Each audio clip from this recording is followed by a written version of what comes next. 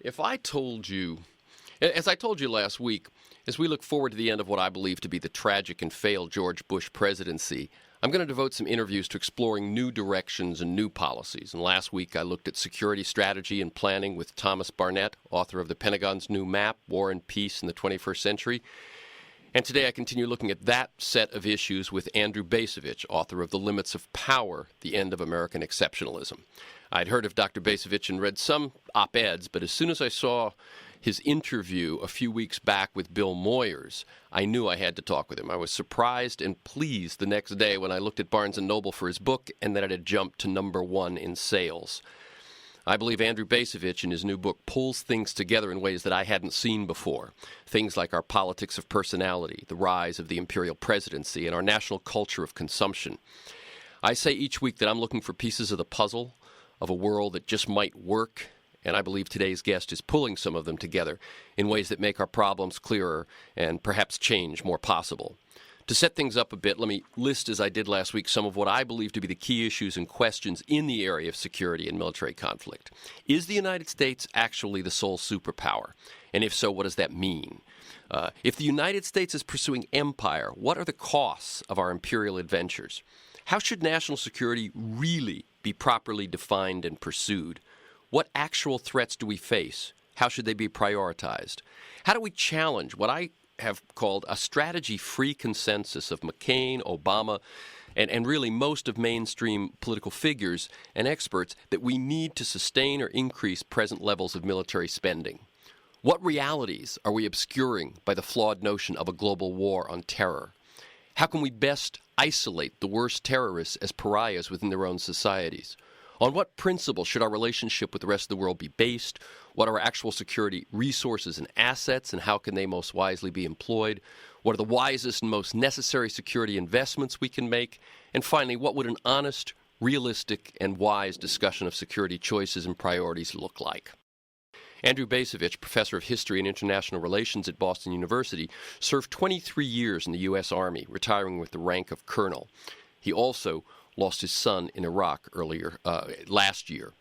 A graduate of the U.S. Military Academy, he received his Ph.D. in American diplomatic history from Princeton. His writing has appeared in Foreign Affairs, The Atlantic Monthly, The Nation, The New York Times, The L.A. Times, The Wall Street Journal. He's the author of several books, including The New American Militarism and his newest, The Limits of Power, The End of American Exceptionalism. Welcome, Andrew Bacevich. Well, thanks very much for having me. Let me say your list of questions is really a good list. Thank you.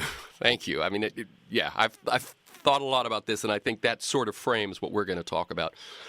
Before we jump into it, I like listeners to get to know a bit about the people behind the ideas and the work. Briefly, what was your path from the U.S. Army to the work you do today?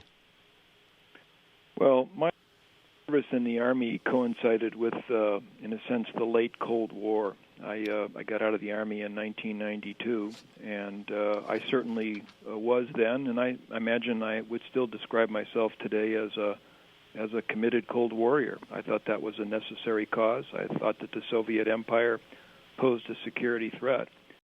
But I also thought that if and when the Cold War ever ended, that the United States might go back to being more of a normal nation. Which to me implied not isolationism, but I guess to put it in the starkest terms, a retreat from empire with greater attention being given to the well-being of our own people.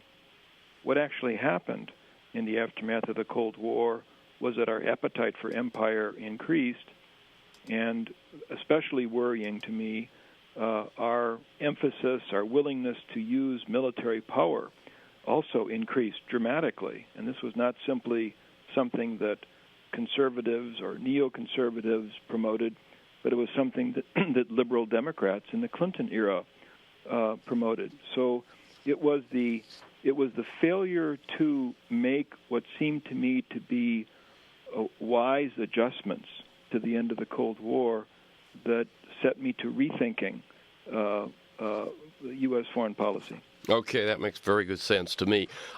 Let me, before we go into a lot of more detail, let me just we've just come out of two political conventions, and in an article in the American Conservative in March of this year, you claim that Democratic presidential candidate Barack Obama is the best choice for conservatives in the fall.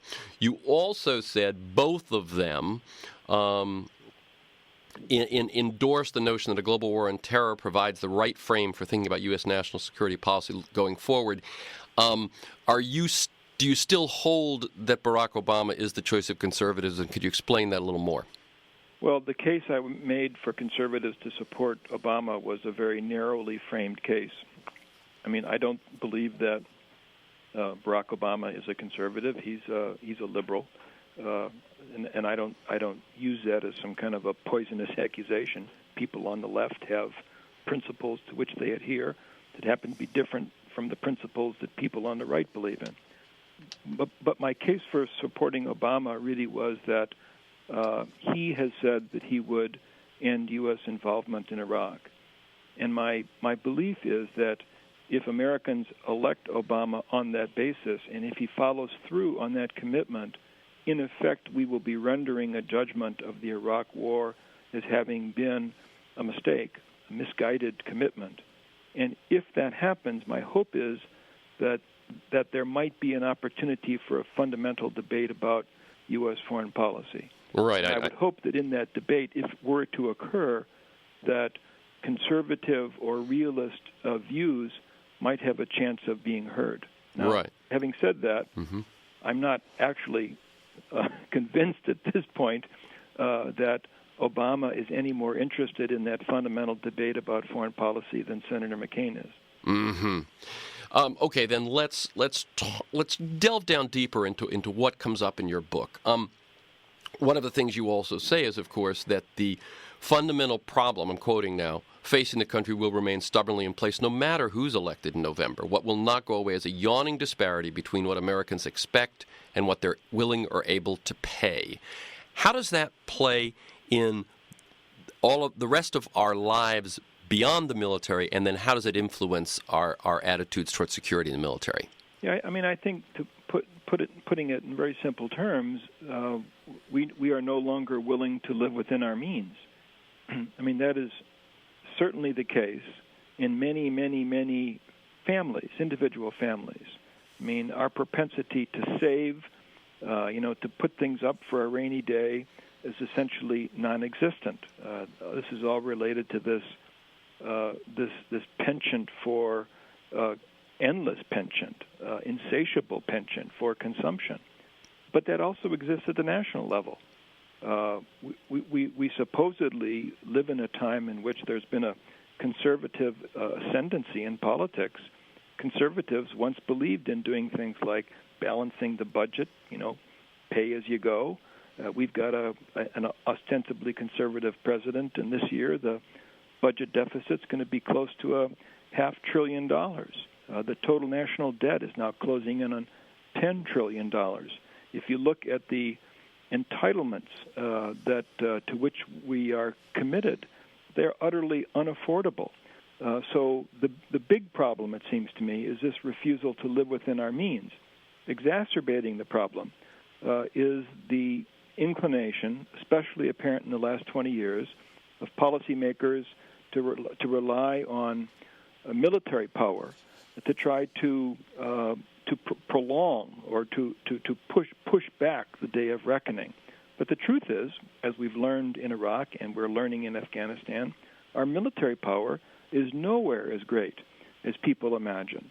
I mean, your first question was, are we the sole superpower?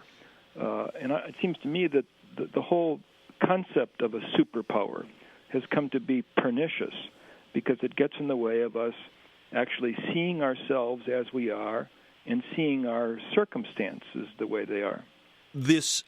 We think we spend as if we have more money than we have, and you're saying we use our force as if we have more power than we have. Absolutely. Okay.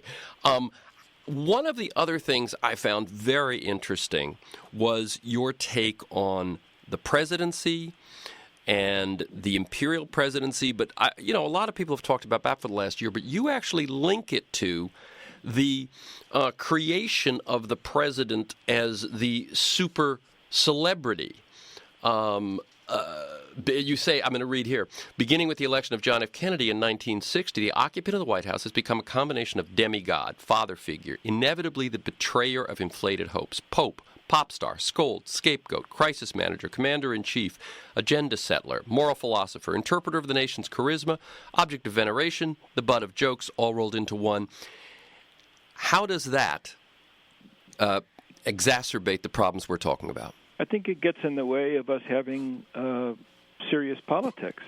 I mean, I find almost nauseating the emphasis given to these two individuals now running for the presidency, Obama and McCain, which seems to imply an expectation that whatever the outcome of the election, if your guy wins, then your guy is somehow going to save the country, is going to wave a magic wand, is going to make all the problems go away. Both candidates, I believe, have promised to achieve energy independence in right.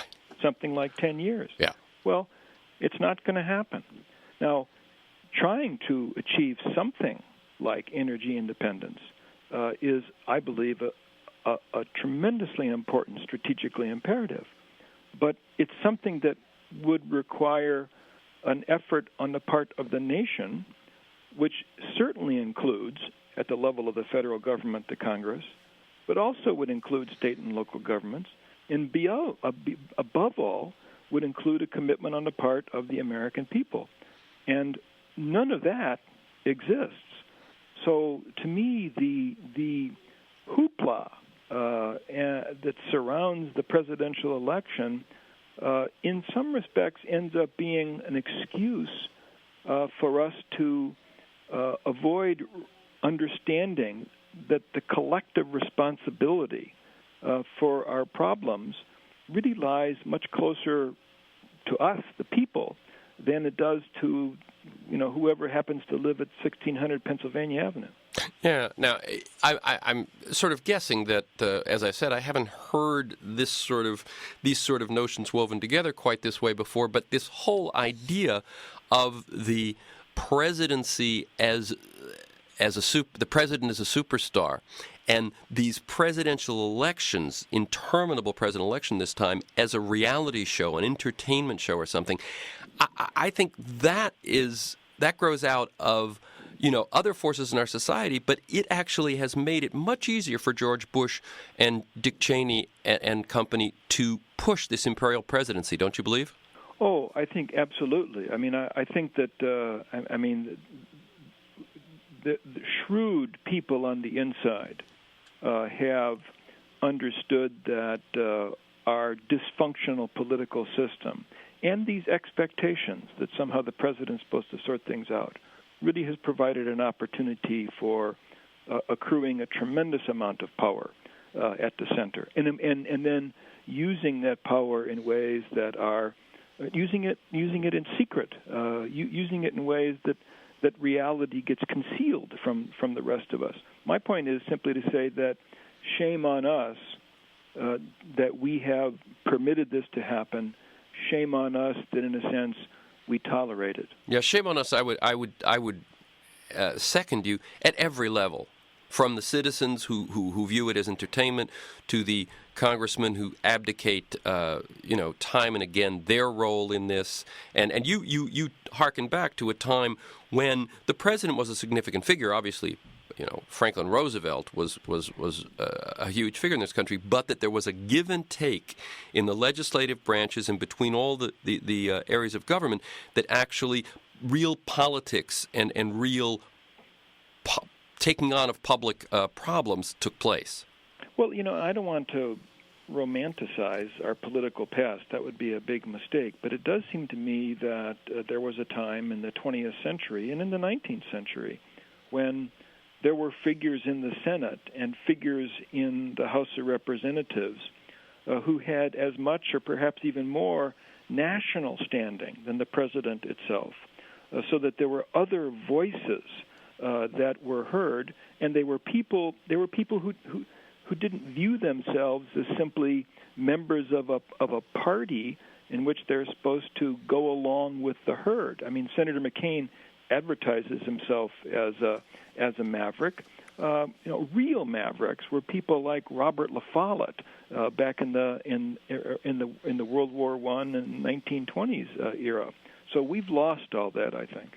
You make a very interesting point about President Carter, and I'm gonna first say what you've been saying about how were we to achieve or seriously aim for energy independence, that would call for sacrifice on the part of the people. It would call for us reorganizing the way we do things. People have said the same thing. We've tried to fight 2 wars without any involvement of the people. The sacrifices are all by the troops and the troops Absolutely. alone. And you can speak more to that, but I'm going to read something you wrote about President Carter. I think we've misunderstood and underestimated President Carter. He was the one president of our time who recognized, I think, the challenges awaiting us if we refuse to get our house in order. You describe Reagan as the modern prophet of profligacy, the politician who gave moral sanction to the empire of consumption. Obviously, those two, by the public, by the pundits, by conventional wisdom, are held in opposite regard. Right. I mean, I emphasize in the book what I think is the great historical significance of the speech that President Carter gave in July of 1979. This was the so-called Malaise speech. He was castigated, laughed at the time for what he said. And kind of doomed his presidency. Speech in contemporary politics. And how so? How so? Because, as you suggested, we have to remember this was at the time of the second energy shock, when sort of the awareness of our growing energy independence was still beginning to sink in among Americans, and Carter said in this very important speech, "Look, energy independence is suggestive of a country that is going down the wrong path toward dependency, and is going down that path toward dependency because we are embracing a false understanding of the meaning of freedom." And his concern was a concern about materialism and consumption and self-indulgence. And he summoned Americans to say, look, we need to rethink. We are devoted to freedom. We need to ask ourselves what we really value about freedom. And we need to embrace those true values. And the way to begin to embrace an authentic version of freedom is by attacking head-on this problem of energy independence. We need to change the way we live to be independent in terms of energy, but also change the way we live in order to embrace an authentic definition of freedom. Right. In other words, of course, Ronald Reagan said, you don't need to do any of that. You don't need to tighten your belts. We can have everything we want. It's morning in America. Yeah. And Reagan told us what we wanted to hear. Mm-hmm. And we embraced Reagan, the great majority of us, and we rejected Jimmy Carter. And I think that was a fateful. The election of 1980 is a fateful moment in American history. And in my judgment, we took the wrong path. Yeah. In other words, what Carter was saying, and in rereading his words in your book, it really brought it home to me. I mean, he was actually asking questions on a level of culture and perhaps even on a spiritual dimension about what is the nature of this country that was founded on ideals and ideas, not on power. Yeah, I mean, I'm not trying to make the argument that makes Carter a great president. In many respects, he was a failed president. But I am arguing that of all of our presidents over the past 50 years, he was the one who had the clearest understanding of the dilemmas that we face. And he invited us as people to contemplate them, and we said no. Yeah, and what's interesting, as you point out, he was not maybe that good as a president, wasn't that good in many ways, but the fact that others didn't pick up his question, his charge, but kind of once Reagan won his overwhelming victory, I think we've seen ever since then people basically wanting to promise what you want. Oh, I think you're exactly right. I mean, they're in a sense they are all successors of Reagan, and the important questions that Carter posed still have not been answered. And they aren't even the fact that our dependency on foreign oil and the indebtedness that we are accruing is orders of magnitude greater than they were back in 1979. That's right. At that point, we, that was only 9 years after we had stopped being the largest producer of oil in the world. Right. We were in a very different position in terms of, there's points at which you point out. Change then would have been much easier than change is going to be now. Right, and change that started then would put us in a position one can hardly imagine. Well, let's talk right now about the current problems. Iraq, Afghanistan, you say here, were we to actually gauge the actual existing threat, and there is a threat. I mean, 9/11 happened. There are people out there who want to kill us. But were we to actually gauge that threat in a realistic way, we would see that open-ended global war is not only unnecessary, but it's probably counterproductive. And there are better ways to go about keeping us secure than to engage in global war. Yeah, it seems to me that we should understand that 9/11 happened less because Osama bin Laden and his band of cutthroats were so smart and so savvy and so cunning than that we just let our guard down. We weren't paying attention. We left the door unlocked and they came in. Violent Islamic radicalism is, as you said, a real threat. But to compare it to the threat posed by Nazi Germany, as the Bush administration has done, is absolutely nonsense. We need to see the threat, in my judgment, as, in essence, an international criminal conspiracy. Now, this is an international criminal conspiracy that's not looking for money. It's one that's motivated by a religious fervor, but they are criminals.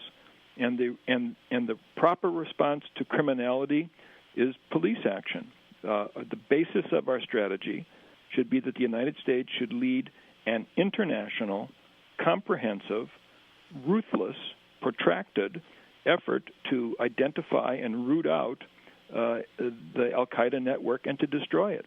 And that should not entail occupying or invading and occupying countries.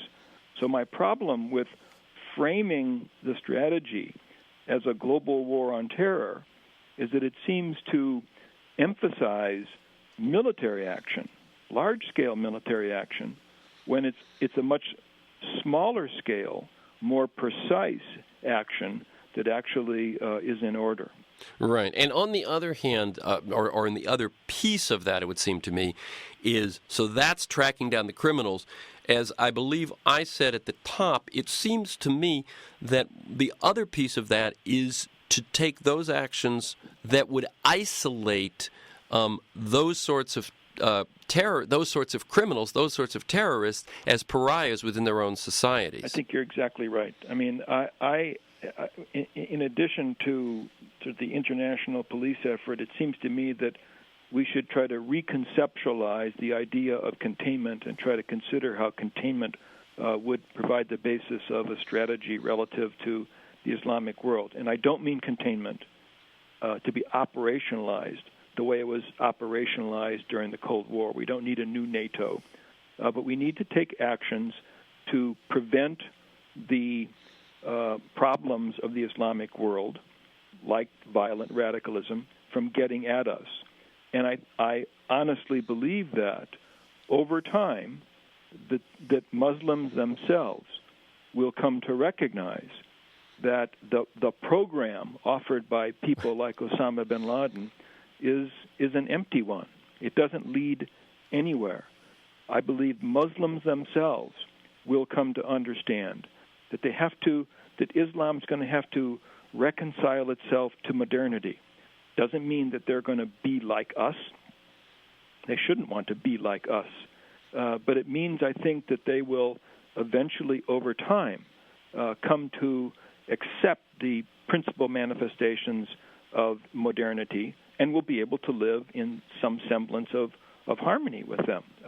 That's a long-term project, but they need to figure out how to live with modernity. It's not up to us to try to impose modernity on them, which, of course, is what the Bush administration has been trying to do in both Iraq and Afghanistan. Right. It seems to me it's a much more difficult, much more nuanced analysis. It goes back to the same sorts of kinds of deep analysis Carter was proposing with regard to freedom in terms of, we had thought modernity would just inevitably sweep sweep the planet. It turns out there's a bump in the road here. Robin Wright says that, we're asking them to accept democracy before they've had the Enlightenment or Reformation. Now, that doesn't apply to the entire cultures, but it applies to certain segments of the cultures. And that it seems to me what the deep analysis is how do we make it most likely? How do we, in everything we do, make it most likely that that movement takes place? Right. And mucking around in their business has exactly the opposite effect. Yes, exactly. If someone says only kill the infidel and you go around reinforcing the image that you are the infidel, right, you leave little hope. If I gave you 30 seconds, what should listeners do? Well, I've been asked a lot. I've been asked that quite frequently since this book came out, and I don't have a good answer. I'm pretty cynical about politics, and I don't see a lot of willingness on the part of most Americans to look at ourselves in the mirror. It seems to me the most that we can do as individuals is to model what it is to be a good citizen. I mean, to show in the way we live our own lives, our personal lives, our professional lives, that this is the way the country ought to work. This is what American society should manifest. This is a true and authentic version of freedom. If you do that, I don't know that that's going to, transform the entire country, but at least one could have the satisfaction of knowing that you did your best in your own sphere, and that's about all I could say. So one thing would be rather than assuming the problems are to be solved by the president or that the problems are out there, it's to say, am I living the pursuit of life, liberty, and the pursuit of happiness in a way that really matters? You said it better than I did, but okay. That's exactly what I meant. So again, the book is The Limits of Power, The End of American Exceptionalism. Thank you, Andrew Bacevich, and keep up the good work. Thanks for having me on. You're very welcome.